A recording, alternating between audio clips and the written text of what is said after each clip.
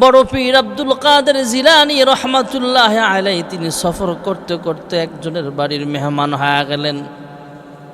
যেই বাড়ির মেহমান হলেন ওই বাড়িওয়ালা তথা মেজবানটাও ছিল আব্দুল কাদের জিলানীর একজন ঘনিষ্ঠ মানুষ, মুহাব্বতের মানুষ। যেই বাড়িতে মেহমান হলেন, এবার মেহমান আব্দুল কাদের জিলানী রহমাতুল্লাহ আলাইহি মেজবানের খবর নিলেন। ওই বাড়িওয়ালা খবর দিলেন, হুজুর আমি সারা বছর লাগায় এক থান কাপড় সেলাই করি, এক থান কাপড় বানাই। আমি একজন দর্জি মানুষ, কাপড় সেলাই করি, কাপড় বানাই, কাপড় তৈরির কারখানা আছে আমার। দামি মখমলের কাপড় দিয়ে এক থান কাপড় বানাই। এই কাপড়টা নজদের বাদশার কাছে আমি বিক্রি করি, মোটা অঙ্কের টাকা আমি পেয়ে যাই। বিক্রি করার পর এই টাকা দিয়ে সারা বছর আমার সংসারটা চলে যায়। আব্দুল কাদের জিলানী রহমাতুল্লাহ আলাইহি শুনে আশ্চর্য হলেন। অনেক কথাবার্তা বলার পর ওই বাড়িওয়ালা আব্দুল কাদের জিলানীর কাছে মুরিদ হয়ে যায়, অনেক মুহাব্বতের হয়ে যায়। হুজুর সবক দিয়া দিলেন, সবক অনুযায়ী তিনিও জিন্দিগি কাটাইতেছেন। একদিন ডাক দেয়া কয়, হুজুর আমি আপনার মুরিদ হইলাম। আমি যেহেতু বাদশার কাছে মখমলের কাপড় বিক্রি কইরা এক থান কাপড় বিক্রি করি, সারা বৎসর আমার সংসার চালাই। এখন থেকে আমি দুই থান কাপড় বানাবো, এক থান আপনাকে দিব আর এক থান বাদশাকে দেওয়া হবে।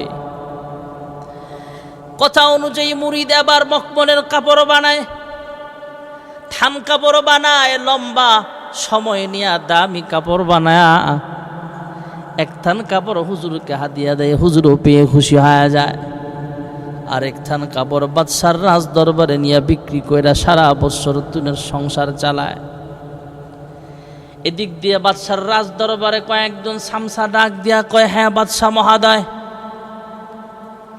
আপনি শুনে আশ্চর্য হবেন, এই দর্জি বেচারা কাপড় সেলাই করে আপনাকে বৎসরে একবার আইনা বিক্রি করতে কয়। হ্যাঁ, এখন থেকে সে দুইটা কাপড় বানায়।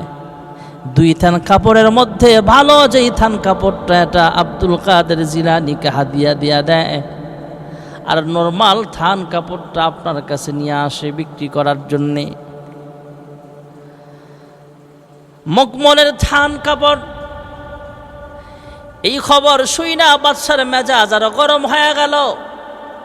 বাদশাহ লোক পাঠায় দিলেন, যাও এই দর্জিকে এই মুহূর্তে ধরে আমার রাজদরবারে নিয়ে আসবা। রাজদরবারে নিয়ে আসলে এবার বাদশাহ তামাক ধমক দেয়, অহংকারীর সাথে ডাক দিয়া কয়, তুমি ওই আব্দুল কাদের জিলানীর মুরিদ হয়েছ, ভালো কথা। আব্দুল কাদের জিলানীও মুরিদ হিসাবে তোমাকে ভালোবাসে, তুমিও তোমার পীর সাহেব, তাই তুমিও ওনাকে ভালোবাসো। তবে মখমলের যে দামি কাপড়টা আমাকে না দিয়া আব্দুল কাদের জিলানীকে কেন দাও? এবার দর্জি ডাক দিয়া কয়, হ্যাঁ বাদশা মহাদয়, আমি একই মাপের দুইটা কাপড় বানায়, একটা থান কাপড় আপনার কাছে পাঠায়, আরেকটা থান কাপড় আমার পীর সাহেবের কাছে আমি পাঠায় দেই। বাদশা ধমক দিয়া কয়, আবার যখন কাপড় বানাইবা ভালো কাপড়টা আমাকে আগে দিবা, দুইটা কাপড় আমার কাছে নিয়ে আসবা, আমি পছন্দ করে একটা কাপড় রাখার পর পরের কাপড়টা তোমার পীর সাহেবকে দিও, আমার কোনো অসুবিধা নাই। কিছুদিন পর এবার দর্জি বেচারা কাপড় বানায়া বাদশার রাজ দরবারে দুই থান কাপড় বানায়া নিয়ে যায়। এক থান কাপড় বাদশা রাইখা দিয়া ডাক দিয়া কয়ে, যাও এবার দামি কাপড়টা আমি রাখলাম, নর্মাল কাপড়টা তোমার পীর সাহেব আব্দুল কাদের জিলানীকে দিয়া দাও। যাও যাও, পারলে আমার কি ক্ষতি করবা কইর।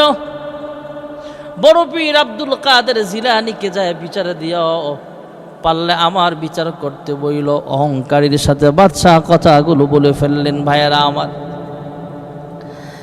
আব্দুল কাদের জিলানীর কাছে যায় দর্জি বেচারা মুরিদ ডাক দিয়া কয়, হ্যাঁ পীর সাহেব হুজুর এমন এমন ঘটনা ঘটেছে। আব্দুল কাদের জিলানী সবক দিয়া দিলেন, আল্লাহ তাআলা তোমাকে উত্তম ফয়সালাকারী, তোমাকে উত্তম জাযা দান করুক, তুমি টেনশন করিও না। এদিক দিয়ে দর্জি বেচারা বাড়িতে চলে যায়। জালেম বাদশা এবার সন্ত্রাসী লাগায় দিছে, পিছনে পিছনে প্রায় 1 মাস 2 মাস 1 বছর পর্যন্ত তাকে পিছনে পিছনে লোক লাগায়া দিছে বিভিন্নভাবে। এখানে সেখানে এবার দর্জিকে বেইজ্জতি করা হয়, ক্রিটিসাইজমূলক কথাবার্তা বলা হয়। প্রায় 1 বছর পার হওয়ার পর আব্দুল কাদের জিলানীর কাছে যায়। এবার মুরিদ ডাক দিয়া কয়, দর্জি বেচারা ডাক দিয়া কয়, হে আব্দুল কাদের জিলানী, আমি যে আপনাকে একটা থান কাপড় দেই এই জন্য বাদশাহ আপনাকে হিংসা করেছে, আমার সাথেও রাগান্বিত হয়ে অহংকার প্রদর্শন করেছে। হে আব্দুল কাদের জিলানী, এই জালেম বাদশাহ আমার পিছনে সন্ত্রাসী লাগায়া দিছে, সন্ত্রাসী লাগায়া দিছে, আমার উপরে বিভিন্নভাবে জুলুম করা হয়, অত্যাচার করা হয়, আমি আর বিচার চাই। জুলুমের শিকার হয়ে গেছে আমি মাজলুম, আমার উপরে যে জুলুম করে তার বিচার করেন। আব্দুল কাদের জিলানী পরিপূর্ণ ঘটনা শোনার পর, সম্পূর্ণ ঘটনা শোনার পর একটা কাগজে লেখা দিলেন, কিছু একটা লেখা একটা কাগজ দিয়া বলে একটা পাতিলার ভিতরে এই কাগজখানা রাখবা, রাখার পর একটু পরে আবার এই পাতিলটা বা বোতল বা কলসটা পাতিলাটা ঢাইকা দিবা। এই কবজখানা আবার দর্জি বেচারা বাড়িতে নিয়ে যায়, ঢাকনাওয়ালা একটা পাতিল অথবা বোতল সামনে আনে, বোতলের মুখখানা খুললেন বা পাতিলার মুখখাটা খুললেন, ঢাকনা খুলে দিল, কাগজখানা এর ভিতরে রাখছে, রাইখা আল্লাহর উপরে দোয়া করছে, আল্লাহ তুমি বিচার করো। এদিক দিয়ে আব্দুল কাদের জিলানী মুরাকাবায় বসে গেলেন। ভাইয়ারা আমার, কিছুক্ষণের মধ্যেই দেখা যায় ছোট্ট একটা পাতিলার ভিতরে বা বোতলের ভিতরে এই বাদশা সহ বাদশার চামচা মন্ত্রী পরিষদে যারা ছিল সব একসাথে ছোট হইয়া এই বোতলের ভিতরে ঢুকিয়া যায়, এই পাতিলার ভিতরে ঢুকিয়া যায় বা বোতলের ভিতরে ঢুকিয়া যায়। বাদশার সন্ধান কোথাও খুঁজে পাওয়া যাচ্ছে না। দর্জি বেচারা আবার ঢাকনা বা বোতলের মুখটা লাগায়া মাটির নিচে রাইখা দিয়েছে অথবা খাটের নিচে রাইখা দেওয়া হয়েছে। এদিক দিয়ে ওই জালেম বাদশার আব্বা হজ্জের সফরে গিয়েছিলেন, তিনি হজ্জের সফর শেষ করে বাড়িতে আসছে, আইসা দেখে ওনার সন্তান বাদশা ঘরে নাই, রাজ দরবারও নাই। উনি বিভিন্ন এলাকায় তালাশ করে ওনার সন্তানকে খুঁজে পায় না। জঙ্গলে এখানে সেখানে ঘুরতে ঘুরতে জঙ্গলের ভিতরে আল্লাহর এক কামেল বান্দার সাথে দেখা হয়ে গেল। আল্লাহর বান্দার হাতে পায়ে ধইরা কয়, হুজুর আমার সন্তান হারানো গিয়েছে, খুঁজে পাচ্ছি না, তার মন্ত্রী পরিষদের ক্যাবিনেট সদস্যদেরকেও পাওয়া যাচ্ছে না, আমার সন্তানকে কিভাবে খুঁজে পাইব এমন একটা আমল আপনি দিয়া দেন। জঙ্গলি সেই আল্লাহওয়ালা ডাক দিয়া বলে, শোনেন আমি একটা কাগজ লেখা দিলাম, যখন ঘুমাবেন বালিশের নিচে কাগজখানা দিয়া তারপরে ঘুমায়েন। বালিশের নিচে কাগজখানা দিয়া আল্লাহর বান্দা বাড়িতে আইসা যখন ঘুমায়, ঘুমের ভিতরে স্বপ্ন যুগে দেখতেছেন কে যেন আওয়াজ শোনায়া দিছে। এই মিয়া ঘুম থেকে জাগেন, আল্লাহওয়ালা আব্দুল কাদের জিলানীর সাথে বেয়াদবি করার কারণে আপনার সন্তান বাদশাহকে এভাবে শাস্তি পেতে হয়েছে, সাজা পেতে হয়েছে। যারা আল্লাহওয়ালা হয়ে যায়, মান আদালি ওয়ালিয়ান ফাকাদ আযানতুহু বিল হারব, যারা আল্লাহওয়ালাদের সাথে বেয়াদবি করবে, খারাপ আচরণ করবে, তাদের সাথে আল্লাহ তাআলার যুদ্ধ ঘোষণা হয়ে যায়। আব্দুল কাদের জিলানী হলেন আল্লাহওয়ালা, অতএব ওনার সাথে বেয়াদবি করার কারণে আপনার সন্তানকে শাস্তি দেওয়া হয়েছে। ভাইয়েরা আমার, বন্ধুরা আমার, এবার বাদশার আব্বা যান আব্দুল কাদের জিলানীর রাজদরবারে গেল, সেখানে যা বলে, হুজুর আমার সন্তানের প্রতি আপনি রহম করেন, দয়া করেন, ভবিষ্যতে কখনো বেয়াদবি করবে না, তাকে আপনি মাফ করিয়া দেন। সন্তানের পক্ষ থেকে বাবা অনেক কাকুতি মিনতি করে যখন মাফ চায়, আব্দুল কাদের জিলানী আবার সেই দর্জিকে ডাক দিয়া কয়, বাদশাহ আমার সাথে বেয়াদবি যেমন করেছে দর্জির সাথেও তো বেয়াদবি করেছে, ওনার কাছেও মাফ চাও। দর্জি যদি মাফ করে দেয়, দর্জিও মাফ করে দিয়েছে। আব্দুল কাদের জিলানী এবার ডাক দিয়া কয়, ডাকনাটা খোলা। এবার পাতিলা বা বোতলের ডাকনা বা মুখা খোলার সঙ্গে সঙ্গে বোতলের ভিতরে যে বাদশাহ ছিল, বাদশাহ আর এমপি মন্ত্রীরা ছিল, সবগুলো সেখান থেকে বের হয়ে আসে। আব্দুল কাদের জিলানীর কাছেও মাফ চাইল, দর্জি বেচারার কাছেও মাফ চায়, বলে তোমার উপরে আমি জুলুম করেছি, অত্যাচার করেছি, আমাকে মাফ করে দাও, ভবিষ্যতে তোমাদের সাথে আর কোনো বেয়াদবি হবে না। আলা ইন্না আউলিয়া আল্লাহি লা খাউফুন আলাইহিম ওয়া লা হুম ইয়াহজানুন। আল্লাহ ওয়ালাদের সাথে বেয়াদবি করা যাবে না ভাইয়েরা আমার। আল্লাহ ওয়ালাদের দুনিয়াতেও ভয় নাই, পরকালেও ভয় নাই ভাইয়েরা আমার। আল্লাহ ওয়ালা হতে গেলে জিকির বেশি বেশি করা লাগবে, আল্লাহ তাআলার জিকির বেশি বেশি করা লাগবে। এক নম্বরের জিকির হলো সুবহানাল্লাহ, আরেকটা জিকির হলো আলহামদুলিল্লাহ। সুবহানাল্লাহ অর্থ হলো আল্লাহ পবিত্র, আল্লাহ হলেন পাক। আমরা বললেও আল্লাহ পাক, না বললেও তো আল্লাহ তাআলা পাক, পবিত্র।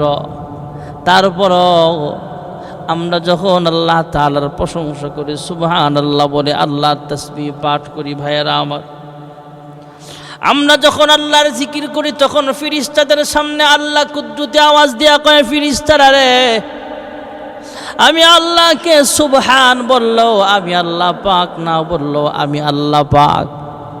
তবে আমার বান্দা বান্দিরা তাদের নাপাক দিল নিয়া, নাপাক ঠোঁট দিয়া আমি আল্লাহর প্রশংসা করতেছে। এ ফেরেশতারা তোমরা সাক্ষী থাকো যে আমার বান্দা বান্দিরা সুবহানাল্লাহ বলে জিকির করতেছে, আমাকে সুবহান বলার বরকতে আমার বান্দার জিন্দেগির সব গুনাহগুলো মাফ করে, তাদের সাদা দিলটা গুনাহ করার কারণে কালো হয়ে গিয়েছিল, নাপাক হয়ে গিয়েছিল, তাদের নাপাক দিলটাকে আমি আল্লাহ পবিত্র বানায় দিলাম। এই জন্যে সুবহানাল্লাহর জিকির বেশি বেশি করা। আরেকটা হলো আলহামদুলিল্লাহ, সমস্ত প্রশংসা আল্লাহ তাআলার।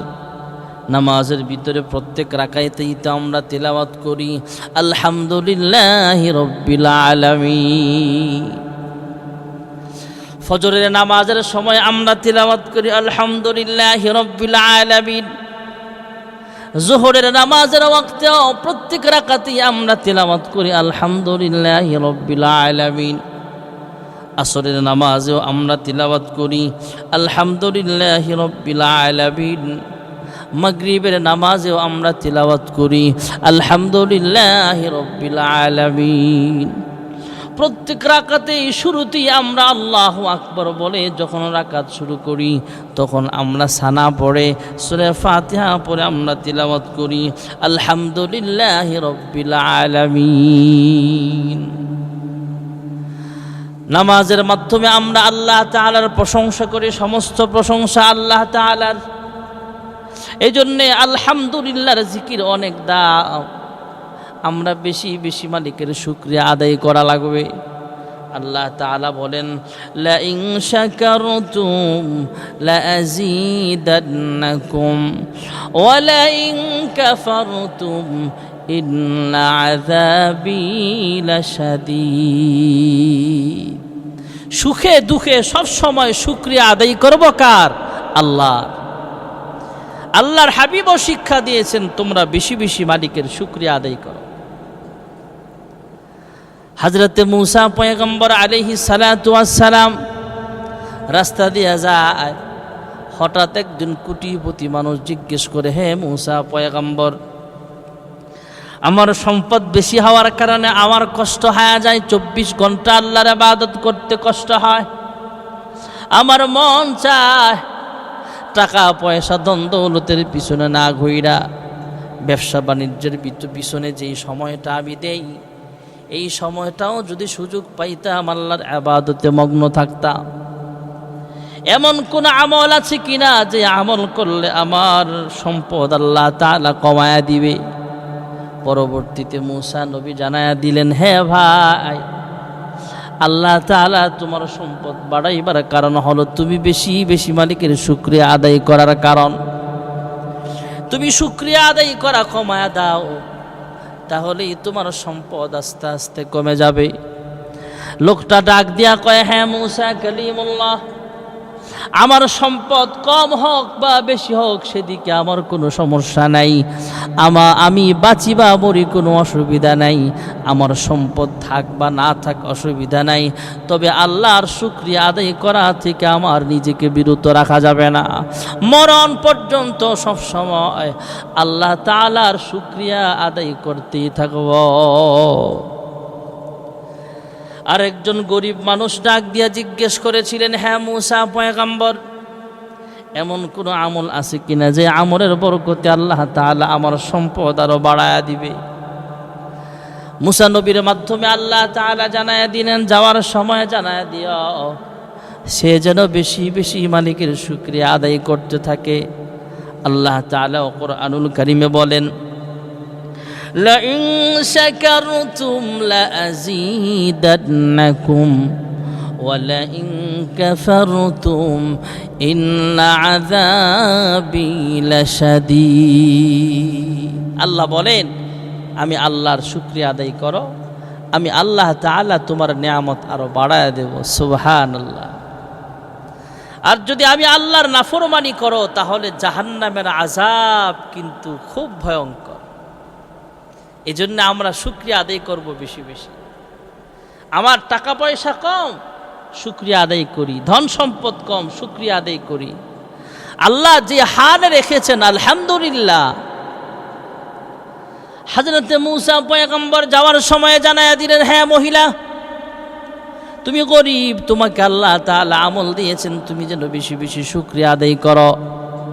মহিলা ঘর থেকে বের হয়ে কয়, হ্যাঁ মূসা, তোমারও আকল নাই, তোমার আল্লাহ তাআলারও আকল নাই, আমার তো কিছুই নাই, আমি কি দিয়া শুকরিয়া আদায় করব? ওই মহিলা গরিব হলো, ওনার একটা ছোট্ট করে ঘর ছিল, জামা কাপড়ও ছিল, সাধারণ জীর্ণ শীর্ণ কিছু বিছানাপত্রও ছিল। এর সাধারণ নেয়ামতগুলো আল্লাহ আসমান থেকে গজব দিয়া জ্বালায়া দিয়েছে।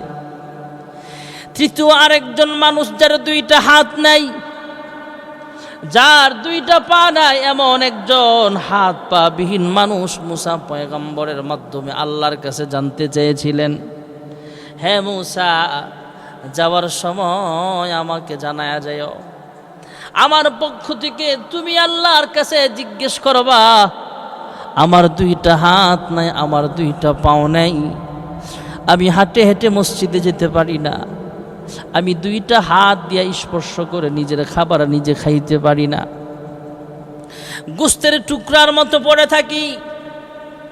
আল্লাহর কাছে জানতে চাই তোমার মাধ্যমে, মহান আল্লাহ রাব্বুল আলামিন আমার হাত পা ছাড়া আমাকে কেন বানাইছেন, কোন কাজে লাগাইবার জন্য বানাইছে? মূসা পয়গম্বর আল্লাহ তাআলার কাছে জানতে চাইলে আল্লাহ তাআলাও জানায়া দিলেন। যাওয়ার সময় মূসা পয়গম্বর লোকটাকে জানায়া দিলেন, শোনো, জাহান্নাম থেকে জান্নাত পর্যন্ত একটা ছিদ্র আছে, জাহান্নামের একটা ছিদ্র ফিল আপ করার জন্য আল্লাহ তোমাকে বানাইছেন। তথা বুঝালেন, হ্যাঁ মিয়া, তোমাকে আল্লাহ একটা কাজে লাগাইবেন, সেটা হলো তোমাকে জাহান্নামের আগুনে জ্বালাইবার জন্য আল্লাহ তাআলা তোমাকে বানাইছেন। লোকটা জিব্বাটা লাড়া ডাক দিয়া কয়, আলহামদুলিল্লাহ। মূসা নবী মেজাজ গরম কইরা কয়, হ্যাঁ মিয়া, আল্লাহ তোমাকে জাহান্নামের আগুনে জ্বালাইবে, এই কথা শুইনাও তুমি শুকরিয়া আদায় করলা কেন? লোকটা ডাক দিয়া কয়, হে মূসা, আল্লাহ তাআলা আমাকে কেন বানাইছেন, কিসের জন্য বানাইছেন, এটা আমার চাইতে আল্লাহই তো ভালো জানে। ভেবেছিলাম আমাকে বেহুদা বানাইছে, এখন যেহেতু একটা কাজে লাগাইবার জন্য বানাইছে, তাই মালিকের দরবারে শুকরিয়া আদায় করলাম। মূসা নবী চলে গেলে লোকটা আল্লাহর কাছে জিব্বাটা লালায় লালায় দোয়া করে, হ্যাঁ মালিক, আমার দুইটা হাত নাই, আমার দুইটা পা নাই, ভেবেছিলাম আমাকে এমনি এমনি আপনি বানাইছেন, এখন দেখি একটা কাজে লাগাইবার জন্যই তো আমাকে বানিয়েছেন।